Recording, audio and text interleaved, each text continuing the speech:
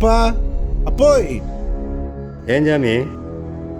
அப்பா பசங்களோட படத்துக்கு போறேன். 500 ரூபா பணம் வேணும். ஏன் ஜாமி, நேத்தானே 1000 ரூபா கொடுத்தேன். பசங்களோட போனால் செலவாகத்தான் செய்யும்.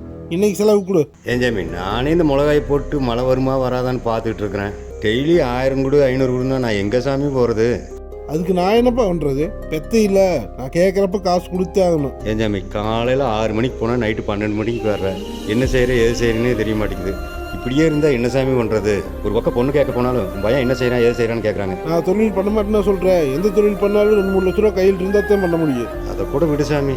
அப்பப்போ வந்து இந்த காட்டில் எங்கூட சேர்ந்து வேலை பார்த்தீங்கன்னா கூட எனக்கு ஒரு மனசு திருப்தியாக இருக்கும்ல. காட்டு வேலையில் என்னால் செய்ய முடியாது. காட்டை விற்று கொடு, நான் ஏதோ ஒரு தொழில் பண்ணிக்கிறேன். என்னது காட்டை விற்கிறதா? எங்கள் பாட்டம் போட்ட காலத்துலேருந்து இந்த நிலத்தை வச்சு தான் பாடுபட்டு இருக்கிறோம். ஏன் ஜாமி, இந்த எண்ணத்தில் வந்தீங்கன்னா இந்த நிலத்துக்கும் வராத வீட்டுக்கும் வராத. நீ வெளியே போ. நீ என்னது? நான் வெளியே போகிறதா? எங்கள் அப்பா தோட்டத்தை எம்பேரில் எழுதி வச்சிருக்காரு. நீ முதல்ல வெளியே போயா? இவ்வளவு தூரம் உன்னை பெத்து வளர்த்துனதுக்கு இப்படி கேட்டியேடா ராசா. டேய், என்னடா பெரிய மனுஷங்கிட்ட மரியாதை எல்லாம் பேசிட்டு இருக்கிற? ஏன்டா அவர் ஒத்தையால காட்டையும் பார்த்துக்கிட்டு 30 வருஷமா ஒன்னையும் பார்த்து சோறு போட்டுக்கிட்டு இருக்காரு. அவரை போய் வெளியே போங்கிற? டேய், உனக்கு வயசு 30 ஆச்சு. உனக்கு ஒரு கல்யாணம் கழிச்சு பண்ணி பையன் நல்லா இருக்கணும் தாண்டா அவர் நினைக்கிறாரு. உன் லைஃப் நல்லா இருக்கணும் தாண்டா இந்த வயசுலயுமே அவர் கஷ்டப்பட்டு பாடுபட்டு இருக்காரு. உன்னை நினைச்சு எவ்வளவு புலம்பிட்டு இருக்காரு தெரியுமா? அவரை போய் இப்படி பேசிட்டு இருக்கேடா. பையனோட சேர்ந்து இப்படி ஊதாரித்தனமா சுத்தத்தை விட்டு போட்டு ஒன்னு நல்ல வேலைக்கு போ, இல்ல அவரோட சேர்ந்து விவசாயத்தை பாரு.